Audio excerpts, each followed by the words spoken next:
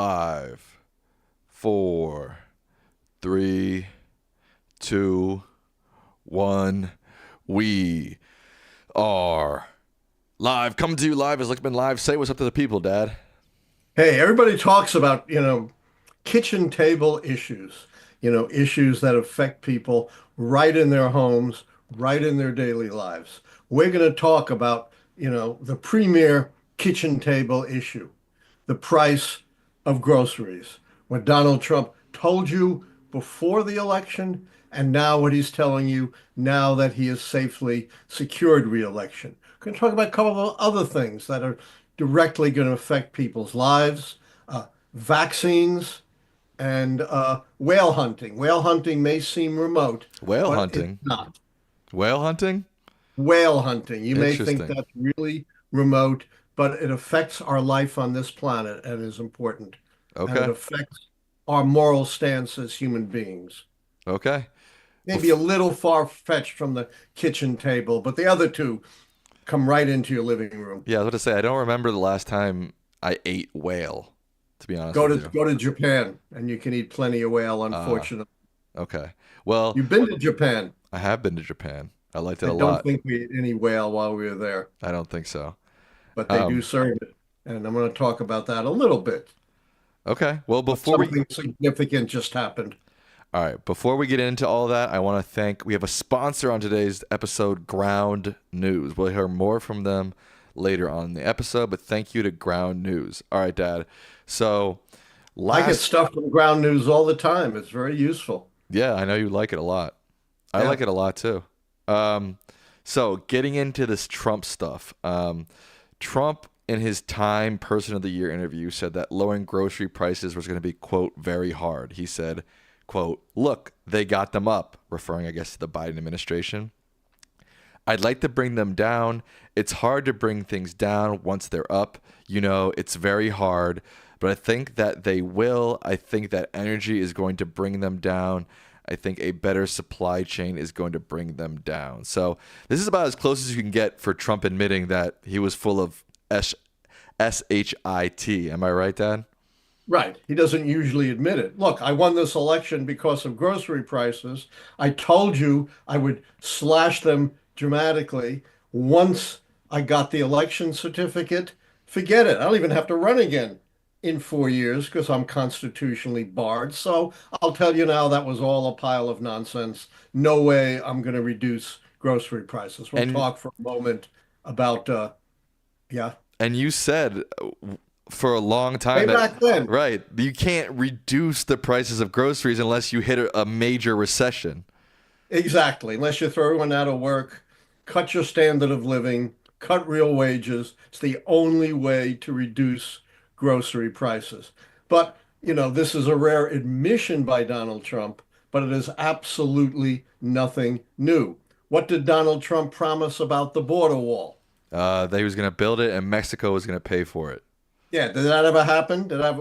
Was that ever, ever a possibility? No. No. What did he tell you he was going to do about the deficit when he got elected last time? Reduce it. Dramatically, maybe even cut into the debt, which would mean you would have a surplus. And what was the reality? He added probably a record trillions of dollars to the deficit.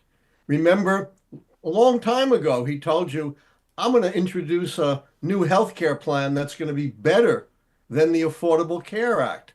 And what has he done in the years since, Sam? He's come up with concepts of a plan, but he hasn't vocalized those concepts. Not even gotten to vocalizing concepts, much less developing an actual plan. He said we're going to have a huge infrastructure day under the Trump administration. We're going to rebuild our roads, our bridges, our airports. And what happened to infrastructure day, Sam? The Biden administration did most of the Exactly. It didn't infrastructure happen work. until Yeah. the Biden administration. So making extravagant promises is nothing new. Breaking those promises is nothing new either. The only thing new here is, maybe because he never has to run again, let's hope, democracy continues to function. he's willing to say was all bullshit. You elected me on a completely bogus and phony basis. Ha ha. I've got 4 years and there's nothing any of you can do about it. You know what I find weird is politicians often get criticized for, talking out of both sides of their mouths or making false promises, and rightfully so.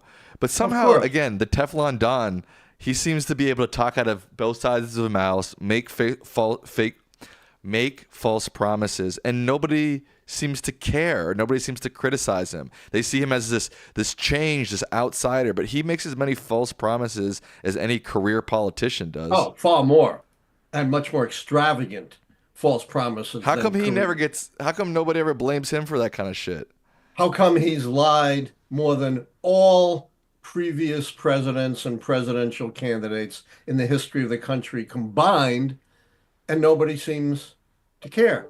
I just got this communication today from a guy who wanted to interview me, and he said, "We're entering now, in our new age of truth, and we're eliminating fraud, a new age of truth under Donald Trump. I got a big bridge to sell you in my hometown of Brooklyn, and all of this, very much ties in to something that I've been talking about, the new age of disinformation. Once you dissolve truth, and Trump seems to have dissolved truth and completely gotten away with it, then everything else falls apart. Truth is the pillar on which human rights, civil rights, and democracy is erected. Once you knock out the foundation of truth, and everything else crumbles along with it. And that is really, really sad. As we've said, the only way you reduce prices is to run us into a recession. Now, Donald Trump says, oh, it's really hard, but again, he's given us, a pack of nonsense. I'm going to reduce prices by ramping up energy. Well, energy is already at a record in the United States. We actually export energy. No way, drilling and mining is going to have any impact on prices whatsoever. In fact, as we know, prices have come, not prices, but inflation has come down from over 9% to under 3%,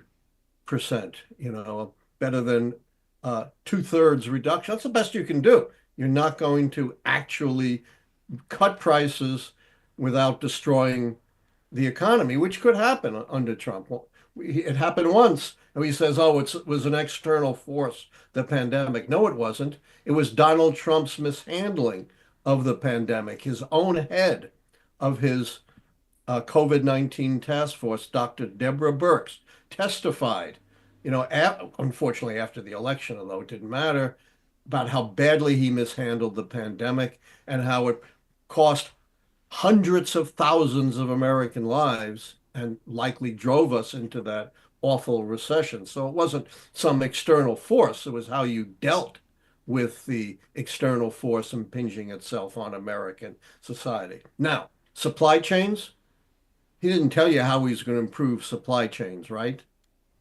Well, doesn't he want to add tariffs? Wouldn't that destroy all supply chains essentially? Exactly. That's what happened last time he raised tariffs. It substantially disrupted international supply chains. Let's not forget, so many of our products depend upon imports from foreign lands because they make products a lot cheaper than we do. It's just, you may not like it, but it's just a fact of life. You want to pay more for your television, your cell phone, your automobile. The best way to do that is to impose tariffs. And of course, the foreign countries don't pay the tariffs. That's another big lie that somehow the American people have gotten to believe. Who pays the tariffs, Sam? The consumer usually, Yeah, right? they just tacked on to the price of goods. So not only will his policies disrupt supply chains, it will directly increase the price of everything because imported goods are just going to become that more expensive. It's simple supply and demand. It's economics 101. You don't have to be a PhD in economics to figure this out. And then there's another way, a third way he's going to increase, or a second way He's going to actually increase prices, not bring inflation down. You know what that other big way is, Sam? We've talked about it a lot on this show. Mass deportation. Mass deportation. Wait, what are you drinking? Show the I'll people. show the fans. Wait to the this way a little bit. Other way. Yeah. Wow, a spindrift. That's the first time I've ever seen you drink a spindrift, to be honest with you. No Diet Coke, Wow. Good job, man. carbonated water. Yeah. What industries are undocumented immigrants so important for? Start with agriculture. You're Yeah. worried about the price of food? Deport the agricultural workers, the cheapest agricultural workers. And you think you're going to just easily replace them? No way. You're going to have to replace them by raising wages substantially. That's going to increase the price of food. Another big industry they're in, construction. You're worried about the price of homes? The premier way of increasing the price of homes is to deport the cheapest part of the construction workforce. Uh, you go to a hotel or a restaurant, who are a lot of the employees, Sam? Undocumented folks. Yeah, get rid of them. The prices of food at restaurants, staying in hotels are going to go up. You have a nanny, you have a housekeeper. A lot of those are who, Sam? Undocumented. Yeah. Undocumented immigrants. So, if you want a recipe for substantially increasing prices, the two things that would have the most effect on increasing prices is new stringent tariffs and deporting undocumented immigrants. And about these two things, Trump made no bones about it. He told us this is what he's going to do. This is at the forefront of his policies. And for some reason, he got away with it. It was so obvious that those policies were going to increase prices. Again, you don't even need an undergraduate degree. You don't even need to have ever taken a course in economics to know you place tariffs, the prices of the tariffs going to be tacked on to the goods. It's going to increase prices. You throw the cheapest workers out of key industries, it's going to raise the prices of the goods and services produced by those industries. Again, you don't need to be a genius to figure any of this out. Couple of other things. Wait, you move on before I get a chance to say anything, man. I've never stopped you from saying anything. True. I was just gonna say, I imagine probably a lot of the things that he's gonna do to fix affordability, right? This is one thing that I thought was weird in the campaign. People are worried about affordability. Trump and the right wing are going on and on about grocery prices, obviously. Obviously, now we know they've even admitted you can't really lower grocery prices. I don't even remember what the Democrats' response to that was because their messaging was so bad. But I imagine to combat affordability, especially with grocery prices, Trump's administration will probably try to do the same things that Biden-Harris administration was doing. Trying to make real growth go up, trying to make unemployment go down. These are things that I think they'll just probably keep doing. But the Biden administration, Harris administration was already doing And them. they'll take credit for everything that they've slammed Right. the Biden administration. Right, of course. You say real wages, unemployment, job growth, booming stock market. They'll take credit for absolutely everything. Right. Sorry, I just wanted to add that point about affordability is that it's A not. great point. Yeah. But go ahead. What's your next thought? What's your next The topic? next thing is vaccines. It is astonishing, beyond belief, incredible. I can't think of too many words to describe it, that in the year 2024, we are actually talking about whether or not we are going to retain the polio vaccine. Of all things that has been proven to save tens of thousands of children's lives, to keep hundreds of thousands of children from living lives of torture and misery. It's the polio vaccine. It's essentially eradicated polio and has proven to be almost, nothing's 100%, but 99.999 safe, saving far more lives and far more misery than anything it causes. And we know this because how long have we had a polio vaccine, Sam? Do you know? Guess who Since was one of the first to take a polio vaccine? Allan Lichtman. Right, in the 1950s, Right. 70 years of study of the polio vaccine. And yet, RFK Jr., who's slated to be head of health in America, his key ally, who will be helping him pick employees for HHS, has petitioned to either get rid of or severely limit the polio vaccine.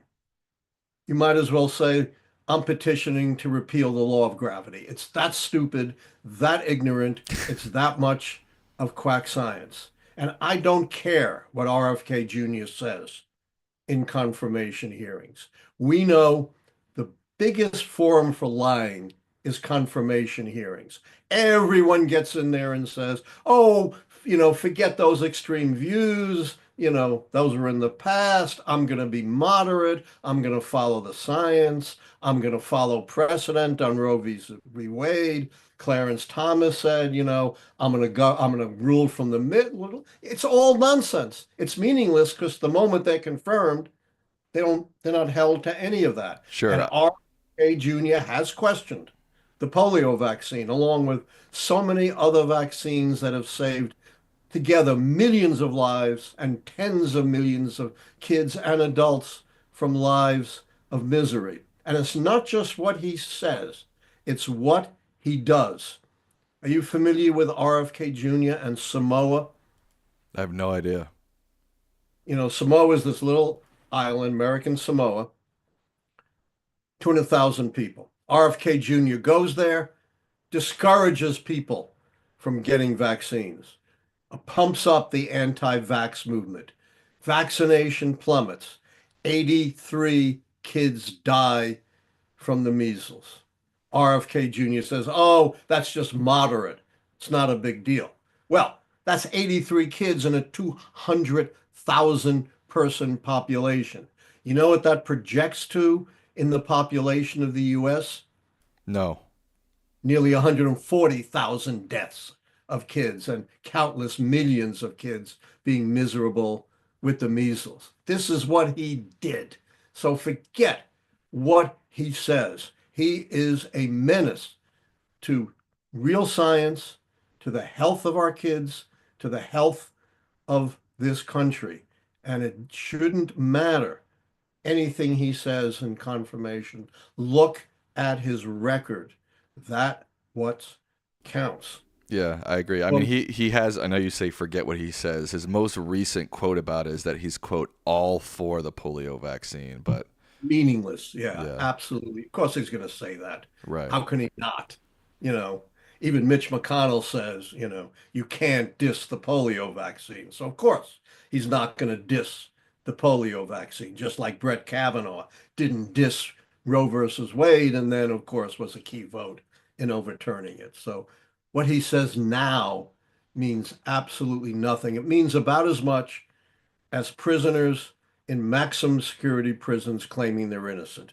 That's about how much value you should place in anything that RFK Jr. says right now. As the late, not so great Richard Nixon once said, don't follow what I say, follow what I do. And that's what you need to do with RFK Jr. He perpetrated, or at least was partly responsible. I won't say he perpetrated it, but was certainly involved in a public health catastrophe in this small island of Samoa, and public health officials on Samoa have just blasted him for discouraging vaccination. Again, he doesn't have to ban it, but if he just discourages it as the leading health official in the country, the results for our kids could be disastrous. Yeah, that's scary to think about. One more point. Okay. You know who Paul Watson is? Yes. Oh, the whales. We're going to the whales now. Well, Yes. Paul Watson is a world hero. He has done more to publicize and try to stop the horrific, immoral crime against our planet whale hunting by the Japanese. They hunt and kill hundreds of whales a year. And one species, the minke whales, is now uh, it's either endangered or threatened or, is in trouble as at least partly a result of the Japanese whaling. It is a tragedy to be killing these wonderful, extraordinary, intelligent creatures, fellow travelers on this planet with us. And there is nothing that you can get from the whales that you can't get in other ways. No whale product is unique and essential. Now they claim it's part of our culture. Well, there are lots of things that are part of culture. Slavery is part of the culture of the United States for hundreds of years. Doesn't mean we perpetrate slavery because it was deeply imbued in our culture, or Jim Crow, or women not serving in the military, not voting. We change things all the time because that's what progress is. And it just crushes me to think we're killing these amazing, extraordinary, peaceful creatures. It's a much poorer planet with fewer whales. And Paul Watson is one of my all-time heroes, and I'm so glad that he was able to leave, I think it was Denmark, and not get extradited to Japan and face as much as 15 years in prison for doing the right thing, for doing the humane thing. We've been to Japan. I love Japan. I've got friends in Japan. Stop the whaling. There is absolutely no reason for it. It is one of the most immoral acts on this planet. Wow. You get everything here on Lichtman Live. Everything from vaccines to economics to politics to whales to The human to whales. I bet animal you weren't rights. expecting to hear about whales. I wasn't. When you signed on, you said I want to talk about whales. I was like, Huh? I said, I'm shocked. All right. Why would anyone kill a whale? That's just beyond belief. All right. Any more things on your mind before we move on, Dad? Uh, yes, one more thing. Okay. Have you noticed what all the billionaires are doing, including the supposed liberal ones? Have I noticed what all the billionaires are doing? I guess Even bow the Silicon Valley, bowing to Trump. all kissing Trump's rear. It's one of the most despicable spectacles we've seen. Not as despicable as killing whales, but despicable enough. And we saw the billionaire owner of the Los Angeles Times killing an editorial criticizing Trump's uh, administration nominees. So the media world's collapsing. The business world is kissing up to Trump for an obvious reason. Business runs on two things, Sam: fear and greed. Of course, they're afraid of Trump. They don't want retaliation against their businesses. And they know the way to get to Trump is by flattering and praising him, right? Even he loves this murderous dictator who machine guns his political enemies, Kim Jong-un, because, he gave Trump all this flattery. So fear and greed. They firmly believe that Trump is going to be very good for their bottom line, right? Big tax cuts, deregulation, let business do whatever it wants, no matter how it hurts the health of workers, no matter how it destroys our environment, no matter what it does to consumers, doesn't matter. There isn't going to be any regulation, and he's going to appoint pro-business appointees to all the agencies, including the National Labor Relations Board, which makes critical decisions about labor and management. You can bet it's not going to be making any pro-labor decisions anymore. Trump is their ultimate wet dream. What is the one thing that rich people want more of? Money. Money, no matter how rich they are. Vince Lombardi, you know who he was, Sam? He was the coach of the Green Bay Packers. Back in the day when they were great. And he was famous for saying, winning isn't the most important thing. Winning is the only thing. Well, for these businessmen, making money isn't the most important thing. they're proving it's the only thing that they care about. All right, with that, we are going to take a quick ad break from our sponsor, Great Ground News. sponsor. Great sponsor, Ground News. I want to talk to you about accuracy and bias in the media. Ground News is a news service that compares media coverage from across the political spectrum. It gathers related articles from around the world in one single place so you can compare how different outlets cover the same story with context and visual breakdown about the source of the information, their political bias, how reliable their reporting practices are, and who owns them. Critical.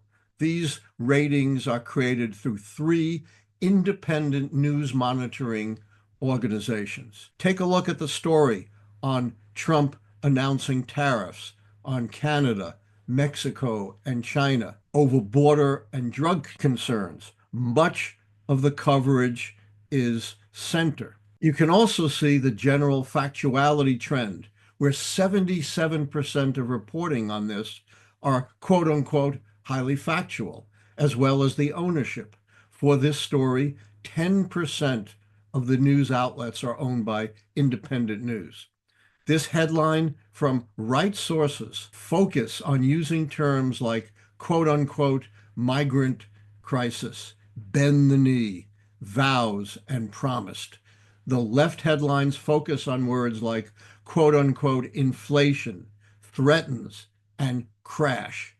The blind spot feed shows you news stories that are disproportionately covered by one side of the political spectrum. You know how much I am against misleading information. So see through misleading narratives and stay informed without getting overwhelmed.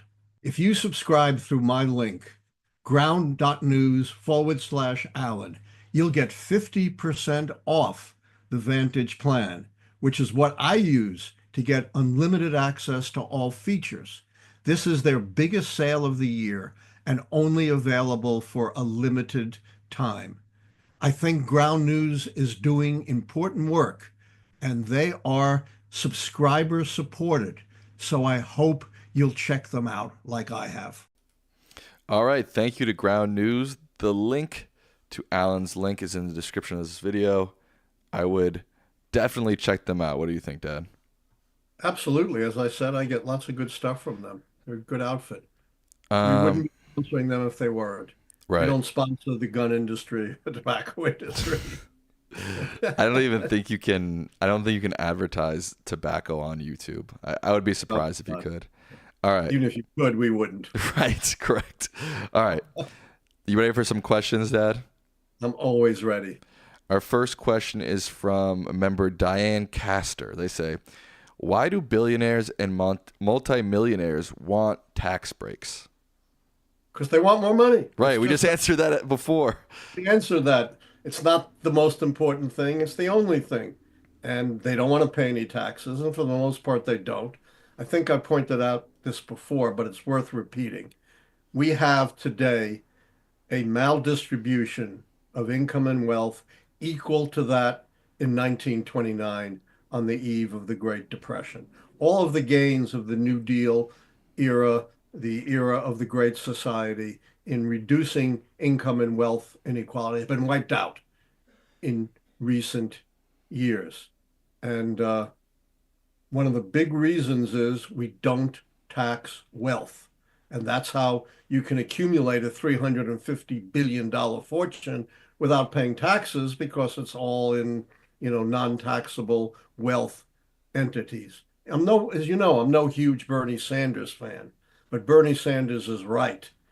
Until we tax wealth, this enormous problem is going to persist. You can talk all you want about, grocery prices and all of that, but nothing is going to change in terms of the well-being of average Americans, ordinary Americans, until we deal with the massive inequality in income and wealth. Trillions of dollars have been transferred from middle class and working class Americans to the very rich.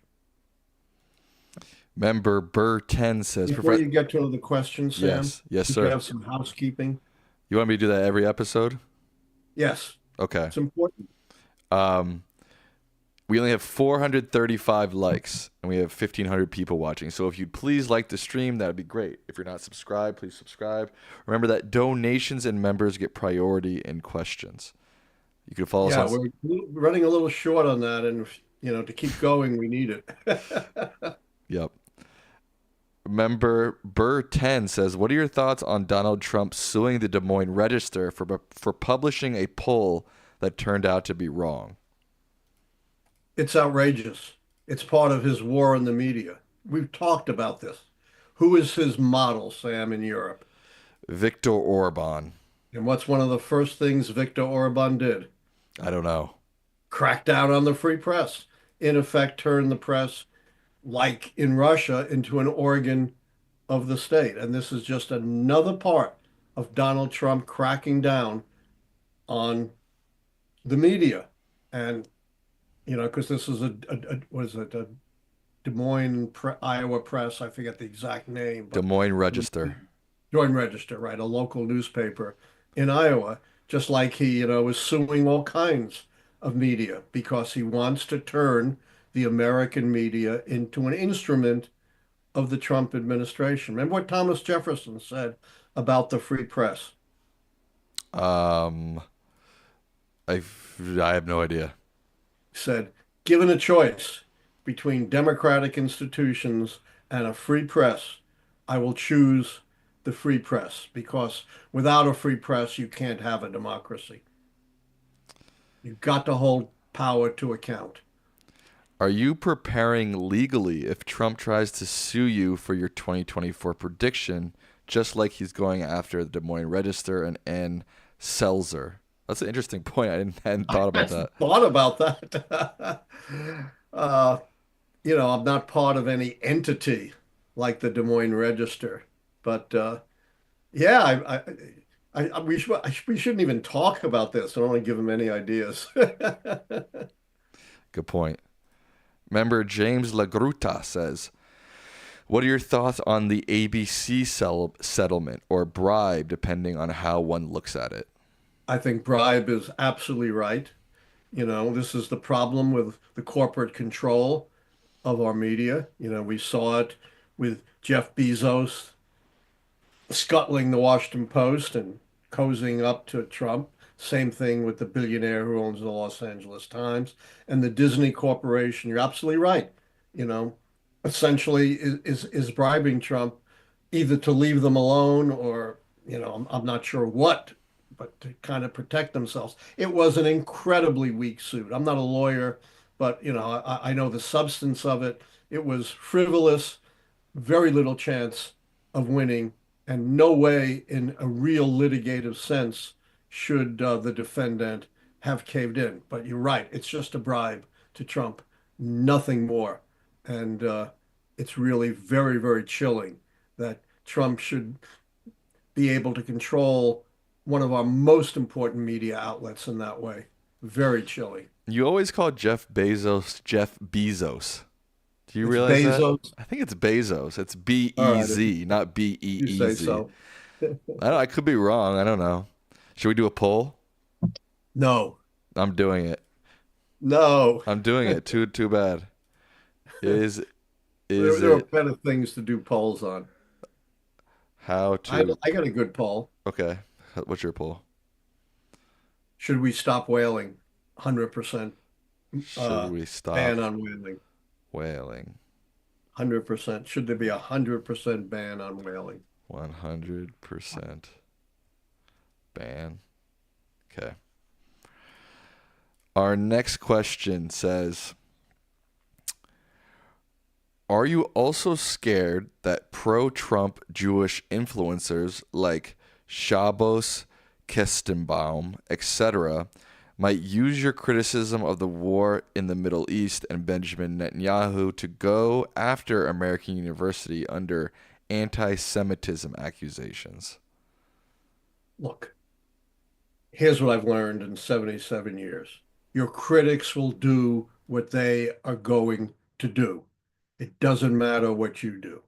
That was the tragic lesson that Merrick Garland never learned. He bent over backwards not to look political because he was afraid of being criticized and attacked. And the result was a tragedy for the country. So I can't worry about what critics may or may not do. They're going to do whatever they want. Uh, you know, I got blasted for my prediction for being wrong, even though how quickly did I admit I was wrong, Sam? Just next day. The next day, I mean, literally within hours, I got blasted. Oh, you were wrong, blah, blah.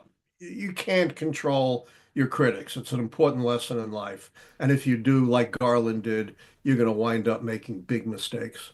And Garland, the right wing is already saying, Garland is corrupt. It's the most Of course, political deal, right? And he didn't even do anything. And they're saying, they are. yeah. So They're all corrupt. Biden, Schiff, Pelosi, Garland. Doesn't matter what they do. yeah. Richard C says, "What are your thoughts on Harris's $25,000 down payment plan? My take is that this would raise home demand slash prices. Curious your thoughts. Love the econ lessons here." Yeah, I'm not sure. It's kind of unprecedented. It may raise prices because if you're giving people more money, they're going to be able to bid a little bit higher, but I don't think it's going to raise prices commensurate with the amount you're giving to people. But this is all pie in the sky since it's not happening and we don't know what the effect would have been. I don't like to speculate too much. Diego Yanes Holtz says, "Prices will go back up with Trump's tariffs. He will cause a second Great Depression. In 100 years, your descendants will remember Trump as the worst president in U.S. history. I majored in economics in Brazil and was the valedictorian. Also, Trump already bullied the media, and he wants to attack social media influencers that are critical of him. He wants a dictatorship and will get it because the media is capitulating." The media is absolutely capitulating, and it's one of the saddest things I've observed. And I've been watching politics for over 60 years. I'm not sure I'm quite as apocalyptic as a very smart caller, but obviously this guy or girl is brilliant, valedictorian, so I take what the person says seriously. How many? Okay, I just want to make sure you understand this again. We've talked about this many times. No one's calling into this show. You called them a Right, caller. This was a right. I'm text-based. like 30 years behind the times, Right. huh? Although on my live show last week, I did take callers. So Aha. there is that. Member PV Kip says, "What do you think about the gradually shrinking majority of the Republican House where it is 220 to 215? Won't it be impossible for Trump to pass anything without relying on executive orders for his extremist changes?" Well, you know my favorite quote from the great Benjamin Disraeli, Sam. I can't keep. Finality is not a word we use in politics. I wouldn't say impossible, but obviously it's going to be very, very difficult. And in particular, there are going to be some vacancies. I think three vacancies on the Republican side when the Congress convenes in January. I don't know if there are any on the Democratic side, but the margin may even be thinner than the three-vote margin that we're talking about. So it's going to be very, very hard for Trump to get things through Congress. And I agree with the viewer, not caller, right? Right, right. That he's probably going to try to do as much as he can by executive order and hope that the Supreme Court will be a rubber stamp and validate what he does. I'm not convinced of that, but I think he is. Thinks the court's in his pocket. I'm not certain about that. Member In Your Face New Yorker who actually called in to my call-in show last week. Oh, and They he's like me, an in-your-face New Yorker. Of course, I haven't lived in New York in 60 years, but that's another story. right. They say with Trump wanting to do whatever he wants, despite pushback from blue states, Do you think we are headed for significant national conflict or even deepening divisions? I think we are headed for deeper divisions. I think a lot of the blue states are going to dig in, but I'm not one of those, the sky is falling, we're going to have a civil war. I don't expect a civil war, but I do expect even deeper divisions and more conflicts and much more government oppression. Look, one of the things that, I have a new book coming out, an update to my The Rise of the American Conservative Movements on the new conservative movement. And one of the things I point out, one of the phoniest of all conservative claims is limited government. Go all the way back to 1919. Conservatives in Congress adopted what was then, and maybe through today, the single most intrusive government measure ever. Do you know what that was, Sam? Right after World War I, what they did that completely changed the lives of America through government intervention, No. prohibition, Oh. right? It overruled the laws of a third of the states, killed an industry, created organized crime, enormously escalated the law enforcement budget, changed the culture, all through government intervention. And Donald Trump has proposed the greatest government intervention in the history of the country. We already talked about deportation, haven't talked as much about so-called eliminating birthright citizenship. That is, anyone born in the U.S. on U.S. soil, regardless of the immigrant status of their parents, is a U.S. citizen. He says he wants to, and that's in the Constitution. It was reaffirmed by a 6-2 decision of a conservative Supreme Court in 1898, the same court that established the principle of separate but equal that was finally overturned by Brown v. Board of Education. So what you're going to have to do is have such a police force, a biological police force, to check the parentage of every single child born in America to make sure they weren't born of undocumented immigrants. Show us your papers. And I guarantee not every American citizen is going to be able to prove their citizenship. Now, I know there are databases, but the databases are wildly inaccurate, as a number of court decisions have shown. Culinary Guy 21 says Trump is so against illegals, but his wife came over illegally, and all of our ancestors came over illegally at one point. If we aren't Native Americans, I don't get it. It's what made America. It's what made America and is still important to making America. But the demonization and dehumanization of the quote unquote other has been part of American politics since the earliest days of the Republic. Do you know when the first anti-immigration law was passed, Sam? Actually, I know the exact day and year. Okay.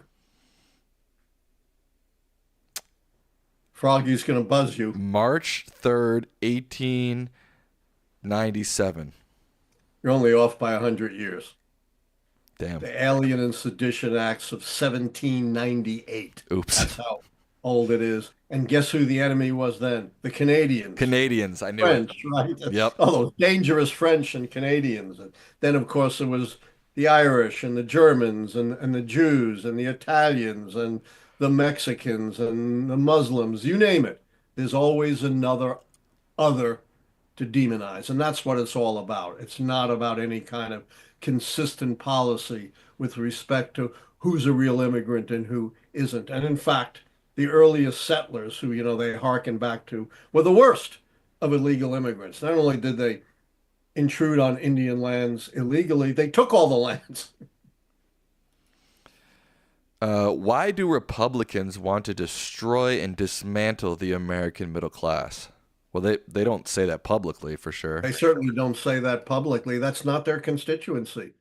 Uh, their constituency is the billionaires, and that's whose policies they are going to follow through on. And this is an old Republican idea. These are the job creators. These are the innovators.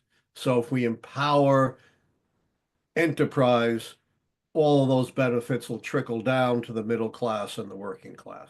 Great idea. It's never worked, but it's an interesting idea. Philip H. I think we talked about this last week, but they say the scariest appointment for me is Carrie Lake as Voice of America. Is it Oh, essentially going to turn into state TV? That's terrifying. it is absolutely terrifying. Uh, I've done a lot of work with the Voice of America for decades through different administrations, Republican and Democrat, and the hallmark has always been it's an independent voice designed to counter state media from places like Russia, Iran, and China by giving truthful, independent news and commentary. Carrie Lake, if she gets in, and there are a lot of barriers to her getting in. There's a board, I think, that has to approve it. But if she does, it will become no different than RT or Pravda in Russia. And But that would be a very sad day for this country. but don't you think that there are enough people internally to push back for it to fully turn into something like RT within 4 years? We'll see. Yeah, It's not easy to push back against your boss who's perfectly willing to fire you. right. You want to check in with our poll? Yes, 86% say that 100% ban on whaling. pretty damn good. Pretty damn Glad to good. see that. I think it's one of the, it doesn't directly affect our lives, but it does affect our moral lives. And I think that's important. One of our Discord questions for the night. If you want to join our Discord community or Reddit, the link to those are in the description of this video. This is from Morna Jens. They say, how do you see the security situation for Europe with Trump at the helm of the US? Could this in the long term also lead to stronger solidarity between European nations and a possible weakening relationship between the continent of Europe and the US? It's hard to know. He's so erratic when it comes to foreign policy, but certainly his general approach is not really compatible with collective security. Collective security goes back to the earliest days of the Cold War, with the formation of NATO and other uh, alliances to protect democracies from authoritarian regimes like Communist China and Russia. And it's, done a very good job of protecting Western democracies, though it's done a terrible job of protecting less developed nations, but that's another issue. And I don't know how far Trump will go, but he certainly has not been hesitant to trash our NATO allies, saying, they've got to pay up or, Putin can do anything he wants to them. Well, NATO is not a dues paying uh, treaty. There's no, dues requirement except some very minimal payments to maintain its infrastructure. And in terms of upping their GDP on defense, the European countries have absolutely been doing that. And I'm not certain about this, but my understanding is per capita, the European Union has actually aided Ukraine even more than the US has, or at least close. Here's a bonus question for Morna Jens for finishing tort law. Congratulations to Morna Jens. All right. What are your thoughts on tort law, Dad? Hey, tort law is important. It's, Yeah, it's one of those things that has to do with retribution, recompense for various kinds of injuries. right. The bonus question is, do you see a path for Ukraine to join the EU or the North Atlantic Treaty? I'd be very surprised if that happened under Trump. If, Harris had won, I think that would have been a real possibility. Uh, I'd be surprised to see that happen during a Trump administration. Comic Fan says, what do you think of Canadian retaliation to Trump's tariffs and Trump saying that, quote, it's fine? Well, it's not fine. We've seen this movie before. The worst case scenario was the most famous tariff in U.S. history. You know what that was, Sam? The Hawley tariff. Yes, Smoot-Hawley tariff. you got it. Yes. Hey, probably Heck didn't yes. blame you. The Smoot-Hawley tariff, or the Hawley-Smoot tariff of 1930, right at the beginning of the Great Depression, which had started a trade war, which Certainly was not responsible for the Depression, but certainly deepened the Depression and made it more difficult. A trade war is disaster for both sides. It increases prices everywhere and undermines the most efficient use of markets. Again, I talked about how Republicans contradict their idea of limited government. They also contradict their idea of free enterprise. Nothing is, I wouldn't say nothing, but few things are more destructive of free enterprise than tariff wars. Take a sip of that spindrift, Dad. Pretty damn good. Pretty dang good. Pressure down. Good. Arash Taheri, who's been a member for 4 months, says, Dr. Lichtman, I saw that South Korea just impeached their president over his misuse of martial law. I've been disappointed for years on how Republicans have zero spine to axe Trump after January 6th. You and me, brother. Absolutely, they don't. Remember what my one, it's not nothing to do with spine. Remember my one word, one sentence description of American politics.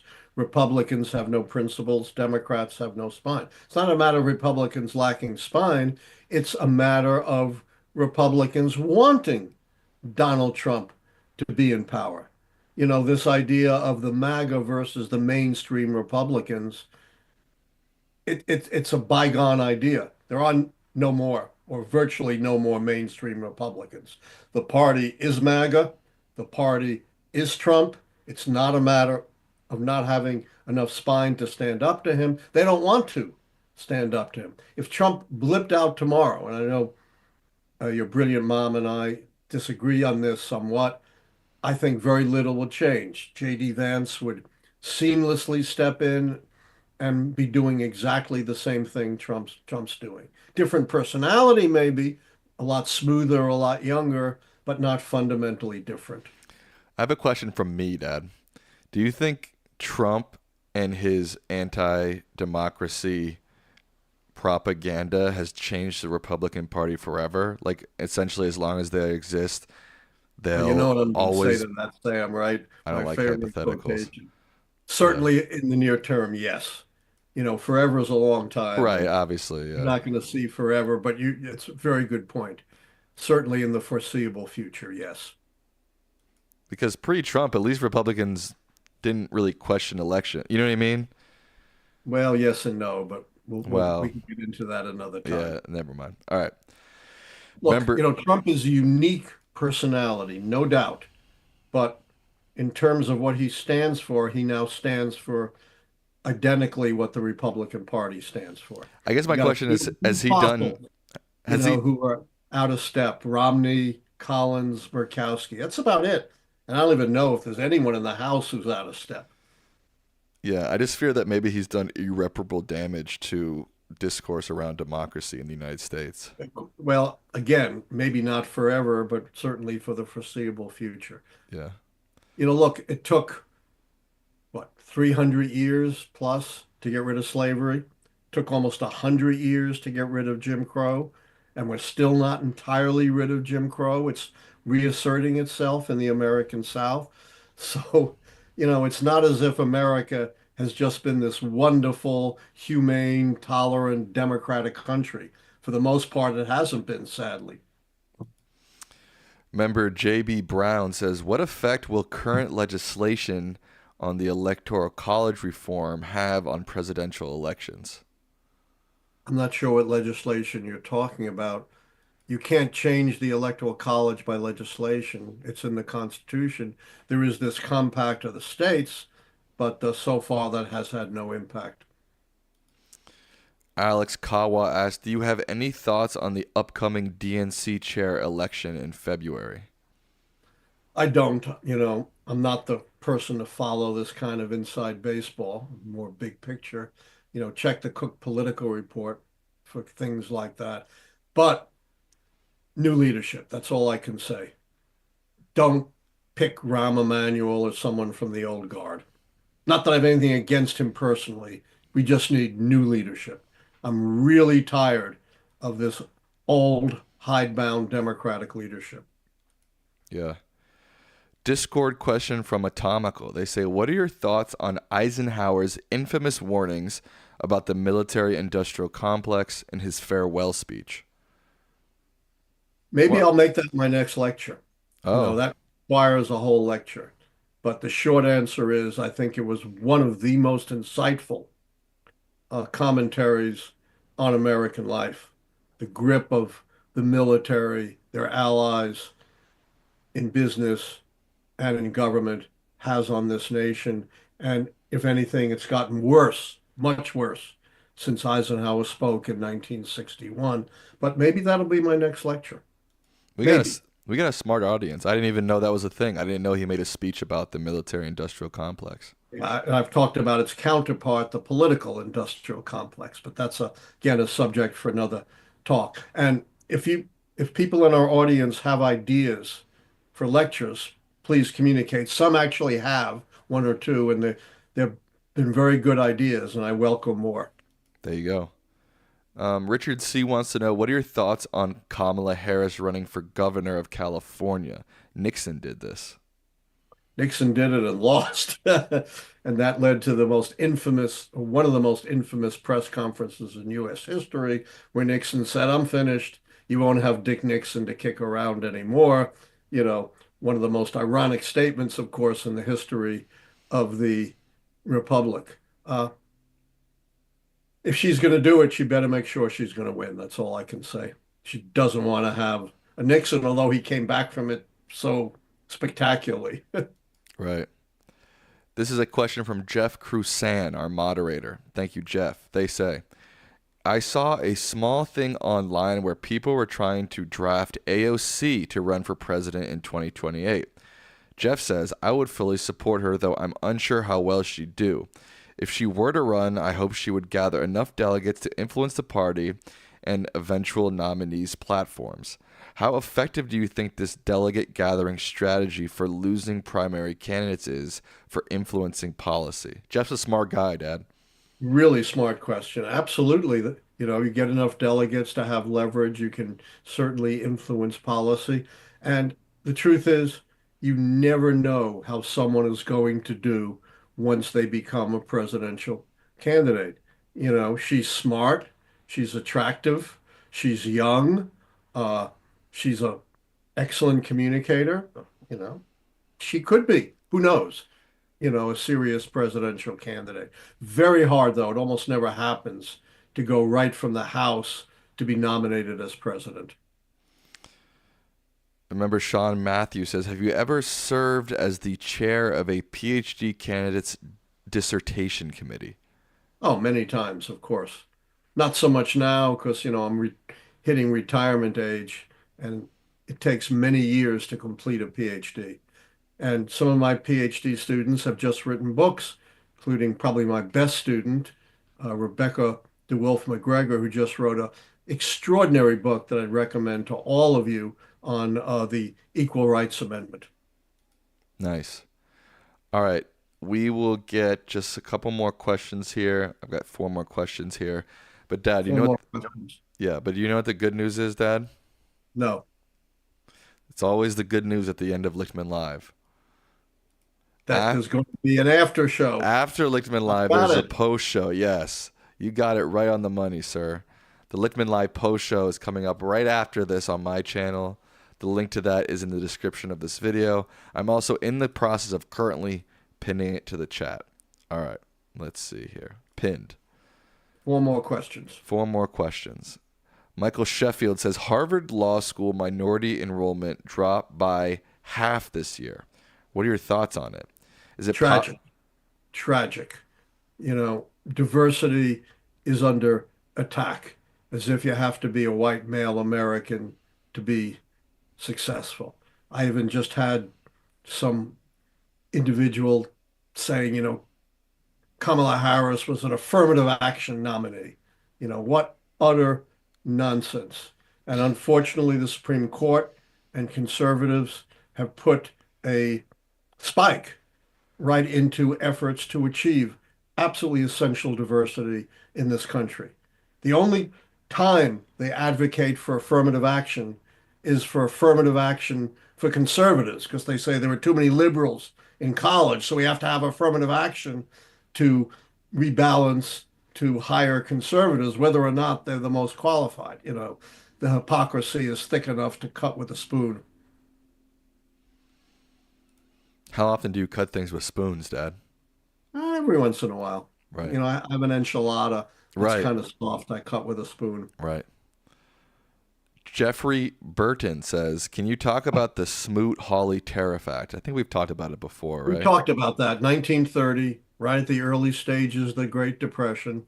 Didn't cause the Depression, but it certainly made it more difficult to get out of the Depression and probably made the Depression worse. Although, as my great friend, the late great Jack Germond used to say, there's an economist on every corner in Washington, D.C., TDC, and not and one none of of them them agrees with agrees any with any other. of the other. So you could probably get as many views as you want from economists. But pretty much the consensus view is the Smoot-Hawley tariff was a mistake. I was trying to repeat your quote, and I didn't quite get it, but I tried. You try. All right, this is more of a state. This is more of our statement, but we'll wrap up with this. Holly Fafo says, "The current fight is the billionaire class versus the working class." What are your thoughts? I couldn't agree more, and it astounds me, given that everything Trump wants to do supports the billionaire class. Big tax cuts, particularly for corporations and the wealthy, deregulation, opening up federal lands and waterways to drilling, mining, and grazing, appointing pro-business folks to head the regulatory agencies. So, yeah, all of this helps the billionaires immensely, which is why they're all bending their knee to Donald Trump. And the hope, and I think it's pretty much a vain hope, is somehow this is going to trickle down to the working class. Good luck. Good luck. All right, with that, we will wrap up Lichtman Live. The good news is the post show is coming up right after. Dad, what are your final words to the people? You know, if you believe all the promises that Trump has made, you know, good luck to you. You know, now that he's untethered, he's already broken his most important promise to the American people. And that really is tragic because that does affect people right at their kitchen table. And that is really, really sad. My final thought is give your heart to the whales and do whatever you can to stop the horrific slaughter, the needless slaughter of these incredible fellow travelers on this planet. All right, with that, we will wrap up Lichtman Live. Say goodnight to the people, Dad. Good night. Stay tuned for Thursday. We'll have a lecture. Send me your suggestions. You know, we'll see what we do. All right, thank you.